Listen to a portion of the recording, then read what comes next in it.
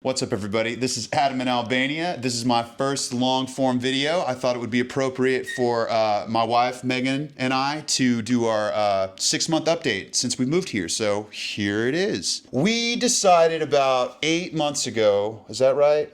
No, like a year ago.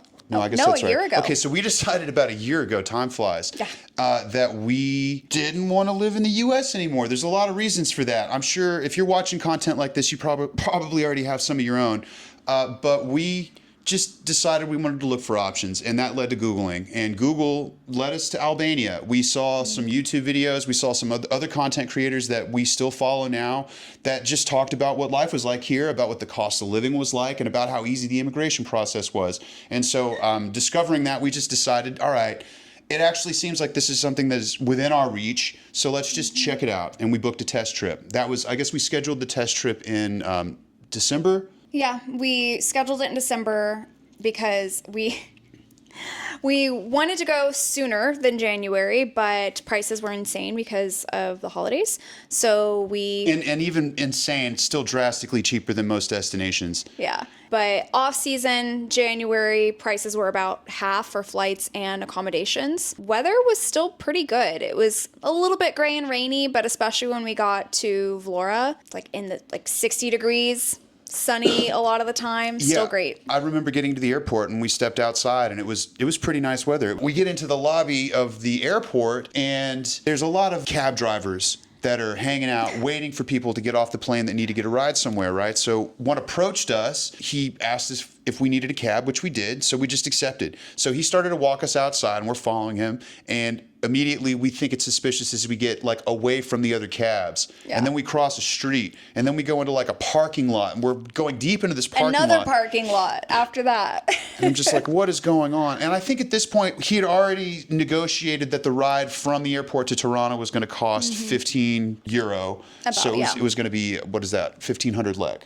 So I agreed to that. It seemed like it was fair, what we were supposed to expect. And so we agreed. We get in the cab, which it's not a cab, just a car. It seems fishy, but we were kind of prepared for things to not be up to what we would expect. So I tried to just ride it off. Cab driver says basically nothing the entire drive.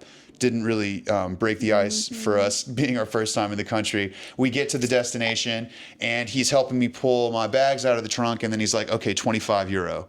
And I'm like, well, you said 15. And he's just like, no, €25. And I'm like, okay, well, I'm in another country, and I'd also been warned that things like this might happen. I'm not about to fight with this guy, especially over what's basically €10 to me, $10. And so I just gave it to him, understanding that he totally just ripped me off. But like, okay, fine, fair enough. My mistake, I guess, for agreeing to ride with the guy that doesn't actually have a cab. So we spent our first week in Tirana. We weren't sure which city we wanted to live in yet. And I thought that our cell phones were unblocked. Oh, right. Yeah. Or unlocked, and that all we had to do was go to the phone place at the airport and get our eSIM. Turns out that was not the case. We could not get the eSIM. Our model of phones, we couldn't do a physical SIM. So we're here in a foreign country. We don't speak the language, and we have no internet, no Google Translator, no Google Maps, like nothing. In the middle of a foreign city. Yeah. Kicked out of a cab with all our bags. And we couldn't find the Airbnb entrance, because one thing about Albania is that there are no addresses. There's street names and like verbal directions on how to get to. Lots of landmarks. Yeah, You'll hear lots of people landmarks. describe landmarks to tell you how to get around. I have no idea how people can dependably get their mail here. So now we have no cell service, and we get locked in this cab. I mean, we're lucky that we didn't get targeted for anything worse, honestly. We get out of the cab. We're in the middle of the city with no cell service. We are struggling to find the Airbnb. We get into it. Finally, Megan basically has to have me watch the bags, and she goes into a coffee shop. Thankfully, a lot of people speak English here. Yeah, they were really nice and helpful, and I was able to sign into their Wi-Fi, watch the video from the Airbnb host of walking from the bus station to get to the unit. So we were able to figure out where the unit was. We get into the unit. Yeah. It was nice. The nice modern big TV, good AC unit, and everything was okay for the first couple of days, but of course we're exhausted from the jet lag. Yeah. I'd say maybe our second or third day, we're trying to do a little bit of sightseeing in Tirana, and we end up going to this market. It's New Bazaar, which is kind of it's a touristy spot, and it's really cool. I wanted to see it. I was looking forward to it. We went at kind of a weird time. It's off season. It was bad weather. It was raining. Into the night. It was the evening, Yeah. and so it was kind of dark. We got some pictures, and it was really pretty, but most of the shops were either closed already or were closing up. But we found somebody selling produce, and we needed a few things. And so, having like virtually no experience purchasing anything in the country, I started to kind of try and buy some produce from this guy. And once again, this guy saw me from a mile away, and he basically charged us, I want to say, 1,800 lek for what was, now after being here for 6 months, that was probably the equivalent of like $3 worth of produce, $4. But so he charged us 3 or 4 times as much easily. And so that was the second time I learned the lesson, like, pay attention, guys. Don't make yourself an easy target. I'll say that. I will say, though, that a lot of places where we've tried to give them too much money, and they'll tell us. They'll be like, oh, no, this is too much. And they'll give us back the correct amount. And like, there's been a lot of people that are on the up and up and that are looking out for people. So that's not a universal thing that everyone's trying to scam you and rip you off. It just happened to us very early on, a couple times in a row. Absolutely. Yeah. Definitely don't want to say anything negative about the culture here, because there's a lot of friendly, awesome people that have been hugely helpful and accommodating. You just have to make sure that you're not, once again, making yourself a target. There's always going to be people to look out for, and it's just like anywhere in the world. It's kind of cost of doing business. We paid for our own education there. Lost a little bit of money. That little bit of money probably meant a lot to the people that we gave it to. Exactly. And we learned a valuable lesson. That was like our third day. That was probably the worst day. You really started to question whether this is something that we wanted to do. And I mean, a lot of that was just jet lag and being stressed out. But having those two things back to back, and then just being locked in the Airbnb and not knowing any of the culture, the language, it felt pretty overwhelming. That was like the lowest point of this whole process, honestly. But then after that, things immediately started to get better. We started to kind of acclimate to the time. We felt more rested, and we weren't nearly as stressed out. We started to learn how to buy things. For example, we couldn't even, when we first got to our Airbnb, the remote control for the AC, which I had never even had an AC with a remote control, so that was already foreign, but the batteries were dead. We didn't know where to buy batteries. We had to start messaging the Airbnb host to ask him where to buy batteries. I can only imagine what he thought. Like, you don't know where to buy batteries? Come on, guys. Like, of course you go to a store. And I mean, now that I've been here for 6 months, I go to a store, but... I mean, we checked like 4 places. We went to some. And we didn't find any. And so then like the heat wasn't really working full blast, so it's like raining and we're cold and we've gotten scammed. And then we got scammed for like $20. And Toronto's really cool, but it's also... There's a lot of people, there's a lot of cars, it's very loud, it's very overwhelming. So it was kind of a trial by fire first few days. Yeah. So we'd scheduled the test trip to do Toronto for a week and then Vlorë for a week. So after Toronto, we started to head to Vlorë, and immediately as soon as we came into the city, the views were incredible. You start to see palm trees, and you see the sea on one side and the mountains on the other, and the Lungomare, which is very close to where we live now, this beautiful touristy area that just has amazing like views and restaurants. We could tell as soon as we saw it that this was much better for what we were looking for, and immediately felt like we'd found what we wanted to stay. We're in our 30s now, mid-30s. Adam's almost 40.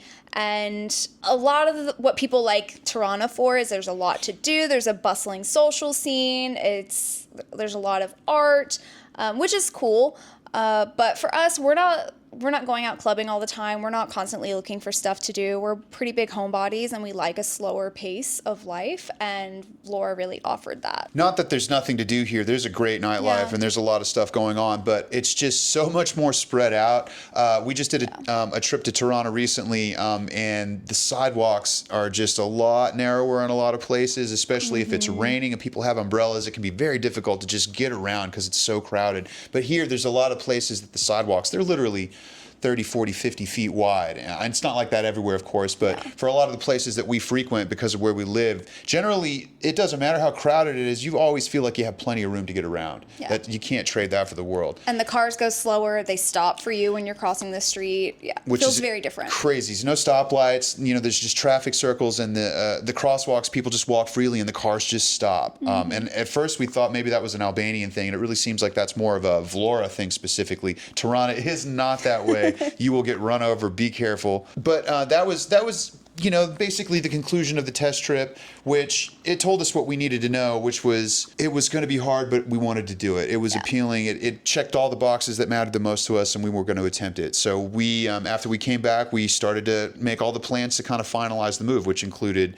basically selling all of our stuff and consolidating everything that we owned into 4 suitcases and a backpack each, and making the trip here. When we got here initially, the second time for good, immediately we get to the Airbnb and it smells bad. And that's kind of mildewy. That's a trigger for me. I cannot stand bad smells. It just upsets me immediately. And Megan was not super happy with the level of cleanliness of the unit, so neither one of us felt very good in that unit. Oh wait, no, it was the bug bomb. It smelled like a bug bomb to me. We found like they had set off a bug bomb before we came, and so it just had that really strong chemical smell. Yeah, and the whole thing kind of felt sticky. Mold in the bathroom, I want to say. Yeah, there was mold in the bathroom. So, I mean, it just was gross. And you can't tell with the ads for some of these Airbnbs. They look great in the pictures. They have good reviews, and then you see them yourself, and they're falling apart. It's just part of it, I guess. I don't understand why, but we've just come to expect, like, you can't be assured because the Airbnb looks good in the pictures that it's actually going to be to your standard. Because it was so uncomfortable, we immediately started to prioritize finding a longer term rental. And within the first week, we're basically talking to realtors to find that. And we found a unit that we loved, and we ended up staying in it for like 3 months. I've shown you a lot of videos about it in the past. I liked it. It was a blue layout that it felt very welcoming and calming, but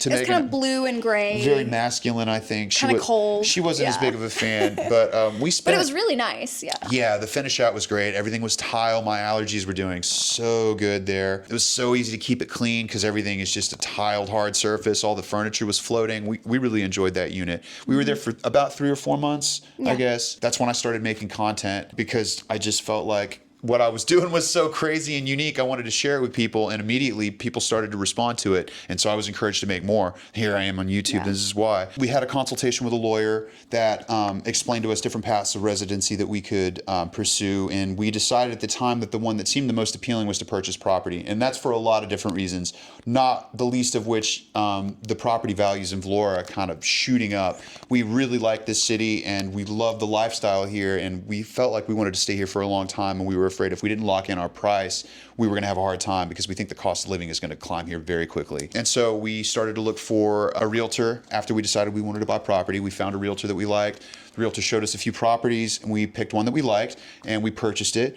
And that was, I guess, about 3 or 4 months ago. At some point in this process, I hurt my back. I have a herniated disc that will act up occasionally, and it acted up, and it's the worst it's been in years. And I was basically immobile for about a month, just laying in bed. And that was awful. That happened right after we actually closed on the property, and we had started cleaning this place out because it was chock full of furniture that was not in great condition, not really our taste. So we had started cleaning and doing renovations here, and we're hoping to move as soon as possible. And then we had to take a little bit of a break. Well, I took a break. You took had a to break, work harder. yeah. I was working harder. I'm basically back to my old self. Feel great, thankfully. So glad that is behind me, but that was a rough patch. And honestly, it's good to have gone through that here because as hard as it was, it still indicates that things like that can happen and we can recover, we can get through it, even being here in another country, not knowing a lot of people. But it certainly highlighted a lot of vulnerabilities that made me start to think about things like community. Once I started to feel better, I really started to prioritize. I wanted to put more energy into language lessons, and I wanted to meet some people. I wanted some local relationships. And so this is probably around the time that I caught wind of Tony and Kendall from Cafe 1912. I had basically seen their content on YouTube of Tony talking about trying to start a coffee shop here in Vlorë, and it was really fascinating to me, inspiring that someone would come here and do that, because what a challenging thing. And it turns out it was only about a quarter of a mile from here, and so opening day, I was one of their first customers, and I've been a regular ever since. I go there at least 3 or 4 days a week. This week I went 6 days. I told them, thankfully, that they're closed on Sunday, because if they didn't, I would be there every day, and I really would like to at least break it up a little bit to not just be hopelessly addicted to coffee. But also the coffee there is incredible. If you should go, please check it out.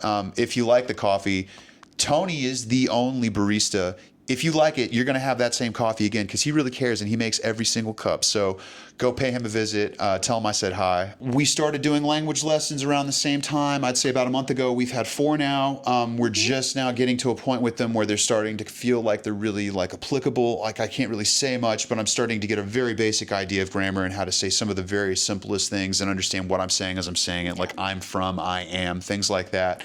And so we're eager to do more of that, but we're really just scratching the surface. But definitely feels like one of the best things that we could do as far as a time investment. We have a lot of things that we have to prepare for and that we're doing. Probably most pressing thing is my passport is expiring in the summer, so I have to go and renew that. I'd say we're probably going to do that in January, so I'm hopefully going to have some updates about that, what that process was like. I've spoken to several people here that have done it, and they really say it's not so bad. And that just highlights the importance of community and reaching out to other people who have done this before you. With our apartment, the unit is a brand new construction, and so there has not been a certificate issued for the unit yet. And so we have definitely had people in our comment section saying that we're getting scammed out of real estate.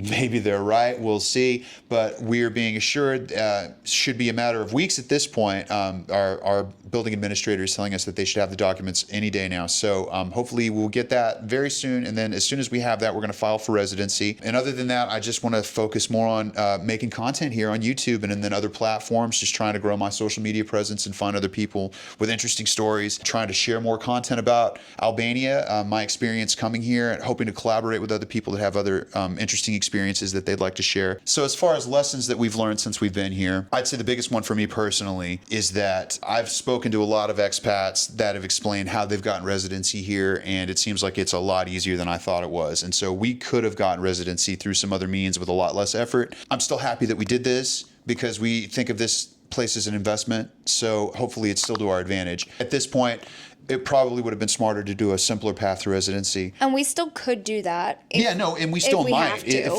there's an issue with the certificate, we might pursue another path to residency, absolutely. I wish that we'd have started language lessons sooner. It was overwhelming when we got here, and it would have been hard to do that, but if we'd have been doing that from the get-go, I'd be 6 months into them already, and I'd already at least be kind of conversational, and so that would have been hard, but it would have made things easier now, and I wish I'd have done it. I wish that I'd have put a little bit more energy into like preparing financially, in that we did a lot of things, like I set up another bank account, got backup debit cards and stuff, and definitely did some things, but I didn't get a travel credit card. I don't know why I didn't think of that, it didn't occur to me, but it's harder to get a card now because I have to get the mail here, and that's difficult. But I wish I'd have done that. That would be benefiting us more. So what's the benefit of that? Travel credit cards, first of all, there can be all kinds of fees involved with using a credit card outside of the US.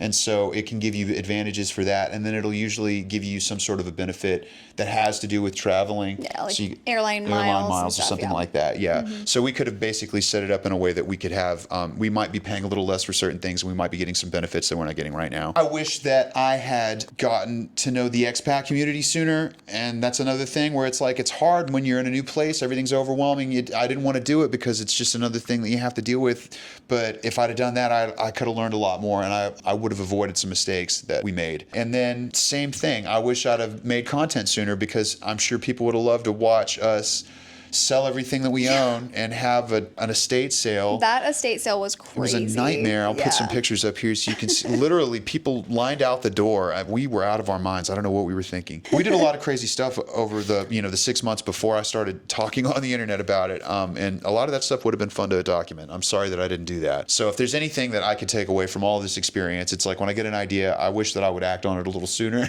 It doesn't matter how slow you go as long as you don't stop, right? The secret to getting ahead is getting started, I guess, is a better expression for this situation. How about you? What are some things that you've learned? Yeah, I will say that I agree in concept, in theory, that it would have been really nice to start doing all of those things sooner. But it was a really, really big transition. Yeah.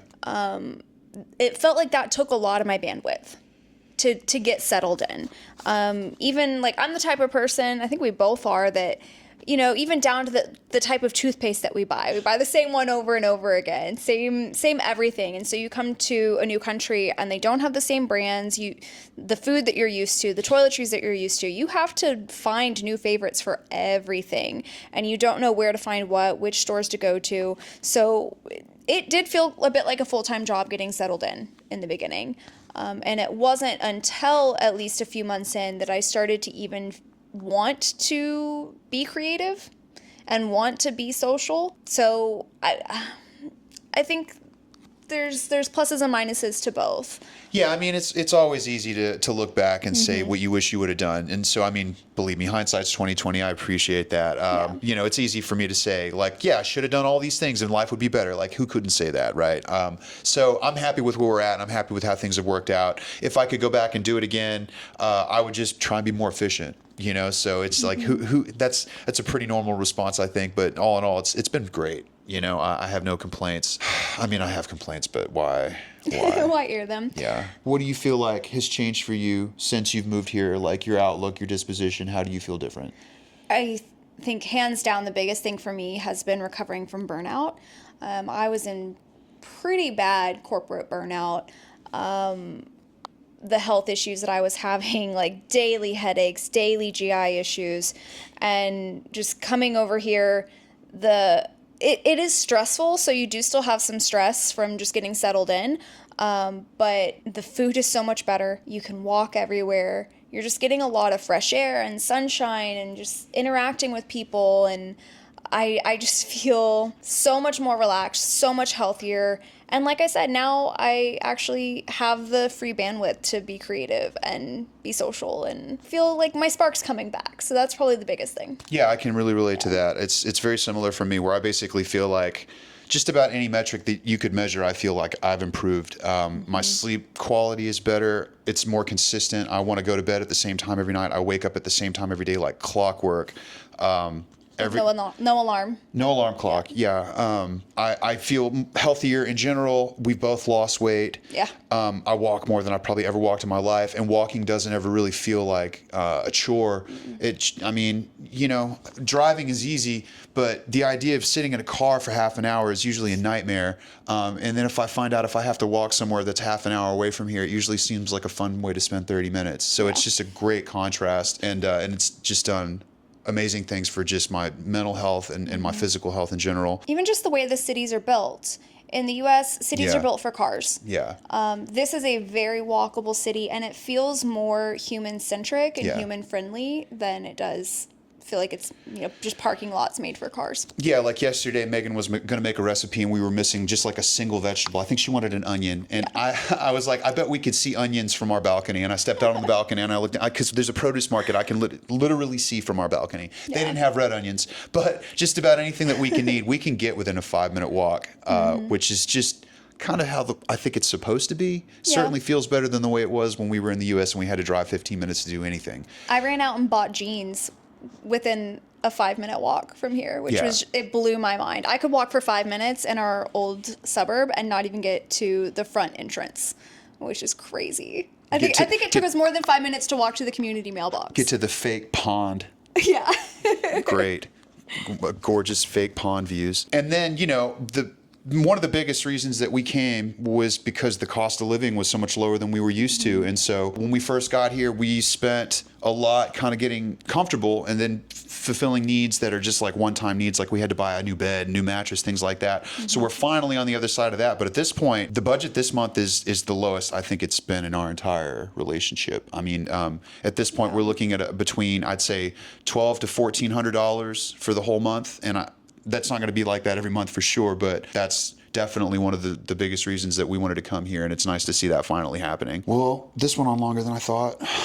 I hope that's a good thing. I hope you're watching, and we'll find out if I can make people pay attention to me for more than 2 minutes at a time. Have anything you'd like to add? I think that pretty much covers it. This was my first attempt at a long-form video. More candid, less cut up. I'm sure I'm going to cut it up plenty. Got to make myself articulate, right? If you have any questions, I would love to answer them. If you have any comments, if you would like to insult me, please. Thanks for the engagement. Yeah. Got plans for some other longer videos if you like this. So let's find out. Rolling that YouTube dice. Let's go. Like and follow for more.